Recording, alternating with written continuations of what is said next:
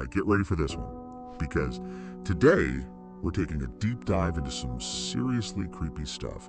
We're talking about the Ghost Hospital of Morelia. Yeah, a hospital with ghosts. Sounds promising already. I'm always up for a good ghost story. We've got ghost stories, all right? We've got a whole collection of accounts, stories from people who've experienced, well, let's just say they experienced some strange things there. Yeah. And we're going to be trying to figure out, along with you, of course, just what might be behind it all. You know, maybe a little psychology, a little cultural context. I think that's a good approach. I find that a lot of these stories, no matter where they come from, they tend to play on our deepest fears and anxieties. Yeah, for sure, for sure. All right, so let's set the scene a little bit. The Ghost Hospital of Morelia. It's located in Morelia, obviously. That's in the Michoacan state of Mexico. Yeah. And it's, well, picture this. An old, abandoned building. Like the kind of place where you just feel the history, you know? And history full of, well, a lot of people say it's full of paranormal activity. You know, just imagine dilapidated walls, flickering shadows, and that kind of silence that's almost too quiet, broken only by, like, the creaking of old floorboards. Yeah, you can really feel the power of place in those kinds of settings, can't you? Hospitals, especially the abandoned ones, they become these really strong symbols of human vulnerability or mortality. So it makes sense that they'd be the setting for so many spooky stories. Definitely, definitely. And the sources we've got for today's deep dive, they don't disappoint on the spooky details. There's this one story that keeps coming up about an elderly watchman, a guy who worked at the hospital for years. Can you imagine it? You're all alone in this huge, dark building, and it's so quiet you can hear the hum of the machinery, like echoing from somewhere far off. And then you start to notice things, you know, like shadows moving just out of sight, or whispers that seem to come from nowhere. Well, this watchman, he claimed he actually saw shadows moving past doorways. He heard voices, disembodied voices, echoing down empty hallways. He even saw objects move as if someone or something was pushing them. I've noticed that how a lot of these stories focus on sensory experiences, like shadows, whispers, that feeling of being watched. Those are all things that trigger our most basic fears, you know, like tapping into that instinctual sense of unease that maybe there's something dangerous lurking nearby. Yeah, totally. And this watchman, he said he felt this constant sense of dread, like he was being watched by something he couldn't see. And one place he mentioned specifically was the operating room. Just try to picture this for a second. You step into a cold, sterile room. The air feels heavy, like it's still carrying the memory of all the surgeries that happened there, the successes and the failures. And he said he heard moans, chilling moans echoing from the room, and the sound of metal clanging against metal as if surgical instruments were being moved around. But the room was empty, completely empty. Yeah, operating rooms have a very specific place in our collective psyche. They're literally where life and death are decided, sometimes in a matter of seconds. It makes sense that they become these focal points for stories of paranormal activity. I agree. But it wasn't just the operating room, you know. There was also the morgue. I mean, that's a place that already carries a certain weight for the way of death. But even there, things were happening. Think about it. That cold, sterile environment with the rows of metal drawers holding, you know, the recently departed. Visitors have reported hearing these strange exhalations there, like the last gasps of air escaping a body. But no one was there. Others described hearing guttural sounds, almost like the sounds were coming from the walls themselves, as if the building itself was groaning under the weight of all the sorrow and death it had witnessed. Our minds are amazing, aren't they? They're so good at finding patterns and making connections, even in random sounds. So in a place like a morgue, already loaded with all the emotions we associate with death, it makes sense that any little sound could be interpreted as something more, something sinister. You're absolutely right. And it wasn't just sounds either. There were reports of a ghostly figure. A lot of people describe her as a woman in a white gown, and they say they've seen her drifting through the hospital. Imagine. You're in a dim hallway and you catch a glimpse of this figure, almost translucent with a pale, drawn face. And she leaves a trail of blood as she drags her feet across the floor.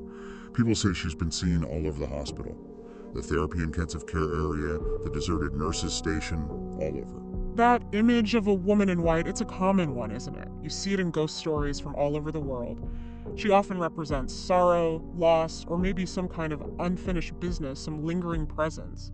It's fascinating how these images can transcend cultural boundaries, how they seem to tap into something deep within us. You know, what's really interesting about that woman in white is how much she reminds me of a figure from Mexican folklore, La Llorona. Oh yeah, good point.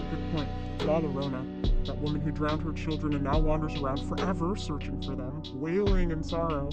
It's such a powerful image, it represents so much. Guilt, grief, the terrible things that can happen when someone gives in to despair. So seeing a ghostly woman in white in a hospital, a place where people often lose loved ones, it just naturally brings that story to mind, doesn't it? It really does, yeah. It's almost like the hospital itself is tapping into those existing beliefs and fears, amplifying them somehow. And the woman in white, well, she's not the only specific figure that people say haunts this hospital. There's another well-known story, this one about a patient who jumped from the 8th floor. Imagine that for a second. Standing at the window, looking out at the city below, and just feeling completely overwhelmed by despair.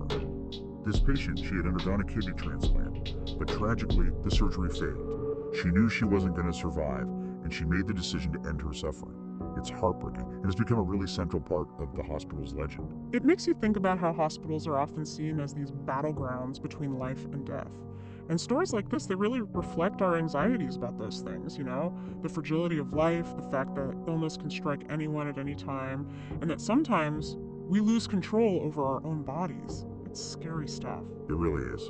And what makes this story even more chilling is that people claim to have seen her ghostly figure actually falling from that 8th floor window. They say you can hear her screams echoing through the night like she's reliving that tragic moment over and over again. It's a powerful image, and I think it speaks to a very primal fear we all have, the fear of sudden, unexpected death and the possibility that maybe, just maybe, our spirits can get trapped somehow, forced to repeat our final moments for all eternity. It reminds me of the idea of purgatory, that place of purification and atonement that exists in a lot of different religious traditions. It suggests that maybe death doesn't always bring immediate peace, but maybe sometimes there's a period of struggle or unrest before we can move on. That's a really interesting connection. Yeah, it seems like so many of these ghost stories are intertwined with religious beliefs in some way. They reflect our anxieties about what happens after death, about what might be waiting for us on the other side. But beyond the individual stories, there's something else that really stuck with me. It's what the Watchman said about the hospital overall.